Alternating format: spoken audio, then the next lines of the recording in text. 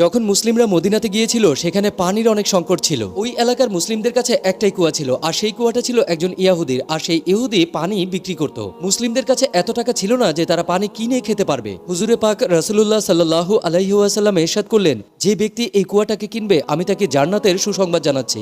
হযরত ওসমান রাদিয়াল্লাহু তাআলা আনহু সেই ইহুদির কাছে গেলেন আর তাকে বললেন, এই কুয়া তুমি আমাকে দিয়ে দাও। কিন্তু সেই ইহুদি কিছুতেই মানছিল না। তখন হযরত ওসমান রাদিয়াল্লাহু তাআলা আনহু বললেন, ঠিক আছে, তুমি আমার কাছ থেকে কিছু টাকা নিয়ে নাও, কিন্তু শর্ত থাকবে একদিন কুয়ার পানি তোমার আর অন্যদিন কুয়ার পানি আমার। ওই ব্যক্তিটা 12,000 দিনার নিয়ে এই প্রস্তাবে রাজি হয়ে যায়। প্রত্যেক দ্বিতীয় দিন যখন হযরত ওসমান রাদিয়াল্লাহু তাআলা আনহু সময় আসতো তখন তিনি মুসলিমদেরকে ফ্রিতে পানি পান করাতেন আর তাদেরকে বলতেন পরের দিনের জন্য পানি সংগ্রহ করে নাও। এতে এমন হতে থাকলো যে ওই ইহুদির কাছে আর কেউ পানি কিনতে যেত না। শেষমেশ আরো 23,000 দিনার নিয়ে ওই ইহুদি হযরত ওসমান রাদিয়াল্লাহু তাআলা আনহুর কাছে ওই পানির কুয়াটা বিক্রি করে যান। তিনি এভাবেই মুসলিমদের বিনা স্বার্থে সাহায্য করেছিলেন। সুবহানাল্লাহ।